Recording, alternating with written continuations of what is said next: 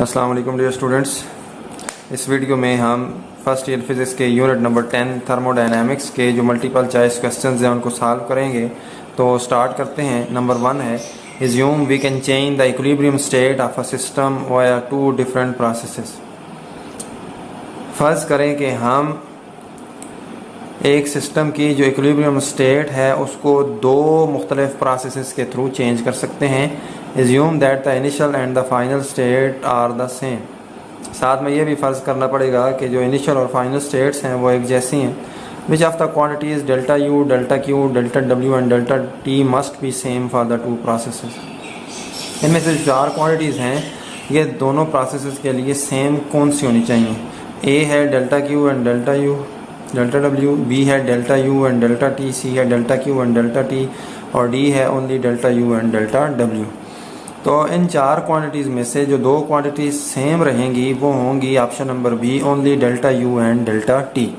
अब ये दोनों क्यों सेम रहेंगी? क्योंकि डेल्टा यू जो इंटरनल एनर्जी है, चेंज इन इंटरनल एनर्जी, और डेल्टा टी जो चेंज इन टेम्परेचर है, ये दोनों स्टेट वेरिएबल हैं और स्टेट वेरिएबल जो हैं वो सिस्टम के इनिशियल और फाइनल स्टेट के लिए सेम रहते हैं। इसलिए ये जो दोनों क्वांटिटीज़ हैं ये सेम रहेंगी, चेंज नहीं होंगी। सो ऑप्शन नंबर बी होगा फर्स्ट के लिए।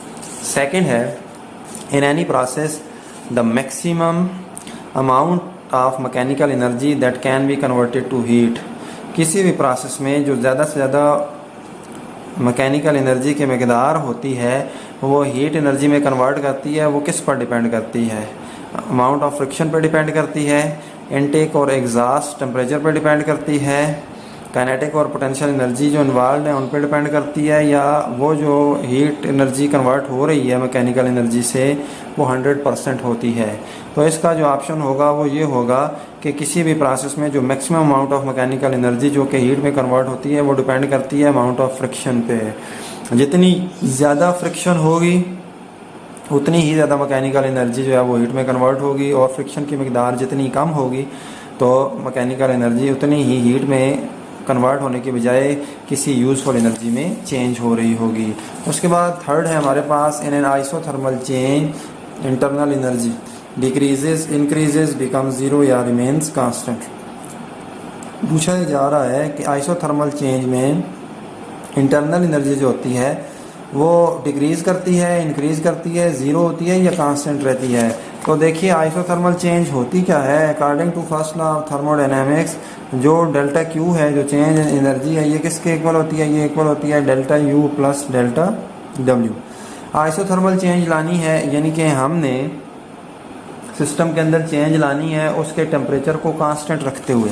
जब सिस्टम का टेम्परेचर कांस्टेंट रखा जाता है, टेम्परेचर को चेंज नहीं किया जाता, तो ऐसी सूरत में जो सिस्टम की इंटरनल एनर्जी होती है उसमें किसी किस्म की भी तब्दीली वाक़ई नहीं होती, और डेल्टा यू जो चेंज इन इंटरनल एनर्जी होती है वो क्या होती है? वो ज़ीरो होती है। इसका मतलब है कि इंटरनल एनर्जी में चेंज नहीं है, इंटरनल एनर्जी ज़ीरो है। जब इंटरनल एनर्जी में चेंज ज़ीरो है तो इसका मतलब है कि इंटरनल एनर्जी आइसोथर्मल चेंज के अंदर कांस्टेंट रहेगी, उसमें किसी किस्म की तब्दीली वाक़ई नहीं होगी। तो इसका ऑप्शन नंबर होगा डी, रिमेन्स कांस्टेंट। फोर्थ है a thermos bottle containing hard coffee is vigorously shaken. एक थर्मस बॉटल के अंदर गर्म काफ़ी है, उसको ज़ोर ज़ोर से हिलाया गया है। Consider coffee as the system, coffee को एक सिस्टम के तौर पर लें। देन इट्स टेम्परेचर, इसका टेम्परेचर क्या होगा? इंक्रीज़ करेगा, डिक्रीज़ करेगा, 0 डिग्री सेंटीग्रेड से नीचे सेम रहेगा, या फिर ये क्या करेगा? डिक्रीज़ करेगा। तो क्वेश्चन नंबर 4 में काफ़ी की बोतल को ज़ोर ज़ोर से शेक किया गया है। जब उसको ज़ोर ज़ोर से शेक किया गया है तो ज़ोर ज़ोर से शेक करने पर उसकी काइनेटिक एनर्जी में क्या होगा? इजाफा होगा। काइनेटिक एनर्जी में जब इजाफा होगा तो काइनेटिक एनर्जी जो होती है सिस्टम की वो डायरेक्टली प्रोपोर्शनल होती है टेम्परेचर के साथ। अगर सिस्टम के पार्टिकल्स की काइनेटिक एनर्जी में इजाफा होगा तो टेम्परेचर भी क्या होगा? उसमें इजाफा होगा। तो इसका मतलब ये है कि जो टेम्परेचर होगा काफ़ी का उसको ज़्यादा शेक करने पर वो इंक्रीज़ करेगा। तो फोर्थ का है ऑप्शन नंबर ए। फिफ्थ है maximum work can be obtained in the process called. जो मैक्सिमम वर्क है वो कौन से इस प्रोसेस में हम हासिल कर सकते हैं? तो साइक्लिक प्रोसेस होता है, आइसोथर्मल होता है, एडियाबैटिक होता है, या आइसोकोरिक होता है। तो इसके लिए फिफ्थ है मैक्सिमम वर्क के लिए हमें क्या करना पड़ेगा, सिस्टम को हीट एनर्जी देनी पड़ेगी। अब ये हीट एनर्जी दो हिस्सों में चेंज हो जाती है, एक तो सिस्टम के इंटरनल एनर्जी में इजाफा कर देती है और साथ साथ इसके थ्रू सिस्टम कोई ना कोई क्या कर रहा होता है, काम कर रहा होता है। अब यहाँ पर मैक्सिमम वर्क जो हो रहा होगा वो किसके थ्रू हो रहा होगा, तो वो आइसोथर्मल प्रोसेस के थ्रू होगा। कैसे, क्योंकि अभी हमने पढ़ा कि आइसोथर्मल प्रोसेस में टेम्परेचर को कांस्टेंट रखा जाता है और सिस्टम की जो इंटरनल एनर्जी में चेंज होती है वो क्या होती है, वो ज़ीरो होती है। इसका मतलब क्या हुआ कि यहाँ पर हम ज़ीरो पुट करेंगे तो सारी की सारी जो एनर्जी होगी जो कि सिस्टम को मिलेगी आइसोथर्मल प्रोसेस में, वो किस में चेंज हो जाएगी, वो उसके थ्रू सिस्टम के ऊपर काम हो रहा होगा या सिस्टम काम कर रहा होगा, तो सारी की सारी एनर्जी जो है वो काम में लग जाएगी। तो किस प्रोसेस के थ्रू ऐसे होगा, तो वो होगा क्वेश्चन नंबर 5 में आइसोथर्मल प्रोसेस के थ्रू। उसके बाद 6th है, a heat engine takes in heat 800 joule of heat at 1000 kelvin and exhaust 600 joule of heat at 400 kelvin. एक हीट इंजन है जो कि 1000 केल्विन के ऊपर हीट ले रहा है 800 जूल, और जो एग्जॉस्ट कर रहा है 400 केल्विन के ऊपर 600 जूल को, वो एनर्जी बाहर भेज रहा है। What is the actual efficiency of this engine, तो इस इंजन की एफिशिएंसी बतानी है। 25% होगी, 40% होगी, 50% होगी या 75% होगी। तो क्वेश्चन नंबर 6 है, एफिशिएंसी जो होती है एक इंजन की उसके दो फार्मूले हैं, 1 माइनस, इसको यहाँ पर हम लिख देते हैं Q2 डिवाइडेड बाई Q1, ये एफिशिएंसी का फार्मूला है। अब 1 माइनस जो एग्जॉस्ट वाली जो हीट एनर्जी है जो कि वो बाहर भेज रहा है वो 600 जूल है, तो इसको लिखेंगे 600, और जो हीट एनर्जी उसको मिल रही है वो उसको मिल रही है 800 जूल, तो 800 करेंगे।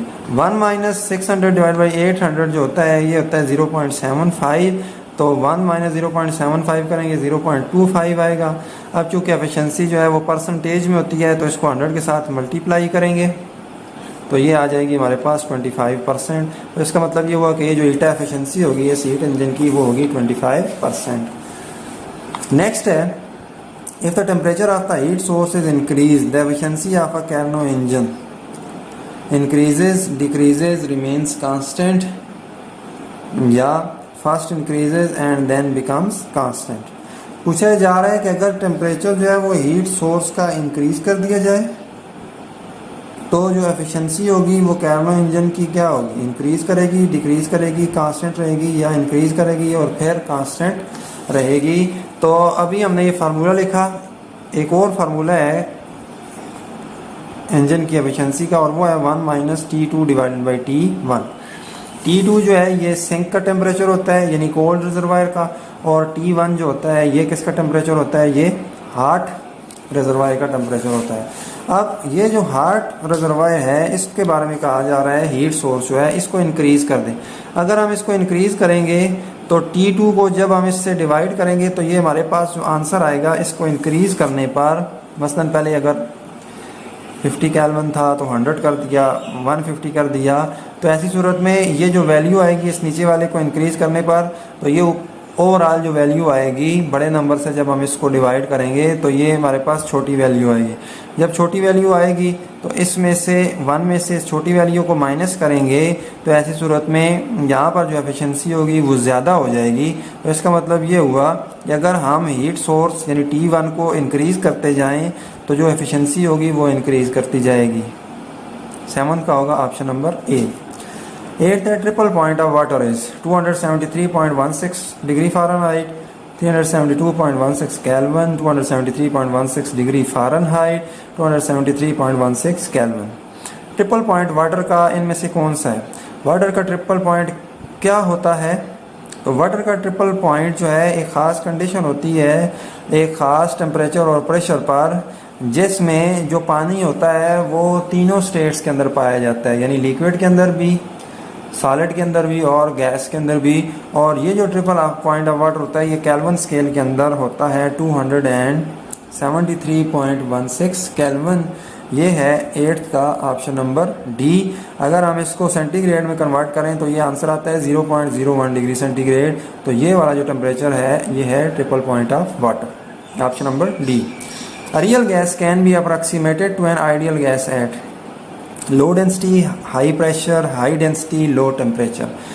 रियल गैस जो होती है उसको हम आइडियल गैस के तौर पर ही ले सकते हैं। कौन सी कंडीशन पर? लो डेंसिटी पर, हाई प्रेशर पर, हाई डेंसिटी पर या लो टेम्परेचर पर। आइडियल गैस कौन सी गैस होती है? तो आइडियल गैस ऐसी गैस होती है जो कि सारे गैस लॉज को ओबे करती है।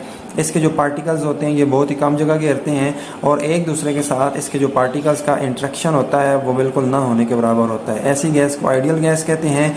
तो आइडियल गैस के तौर पर हम एक रियल गैस को भी ले सकते हैं जब उसकी जो डेंसिटी होगी वो लो होगी, उसका जो प्रेशर होगा वो भी लो होगा और टेम्परेचर हाई होगा।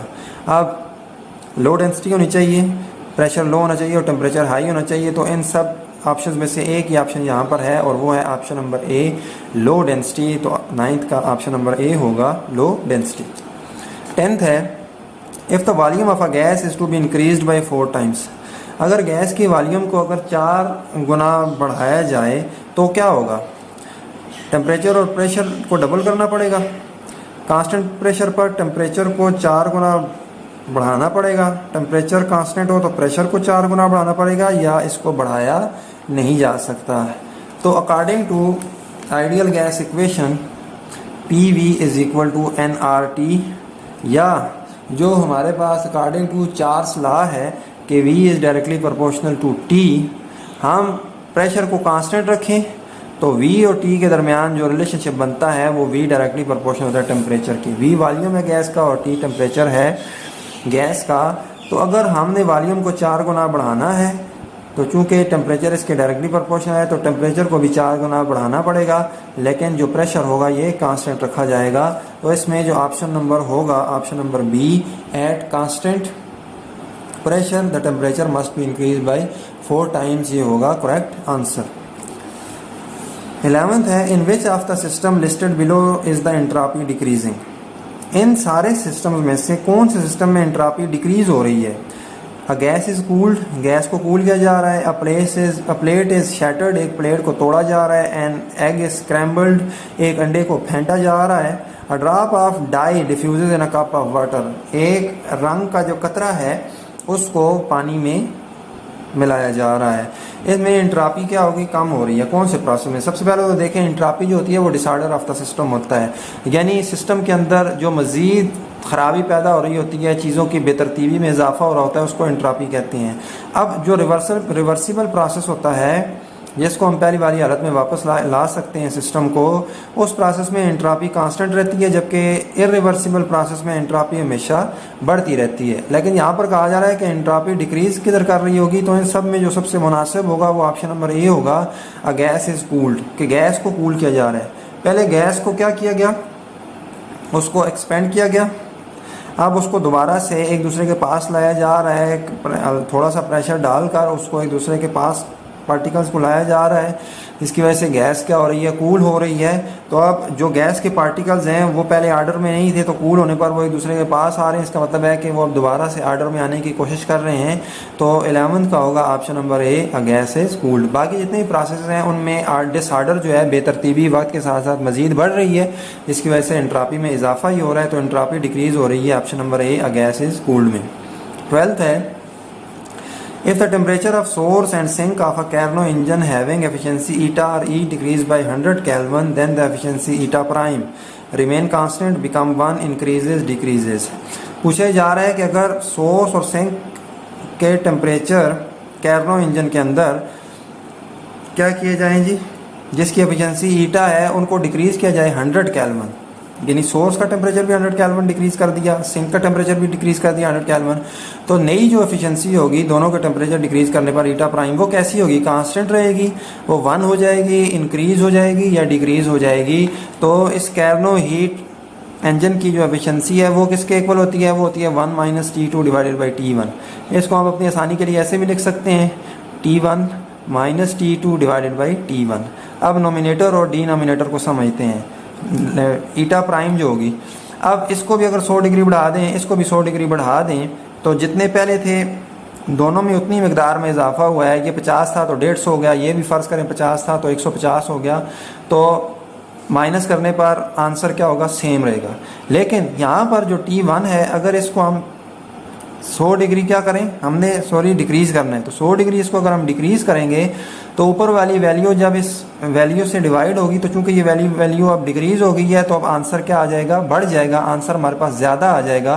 और वो जो आंसर ज़्यादा आ रहा होगा वो हमारे पास नई एफिशिएंसी होगी ईटा प्राइम।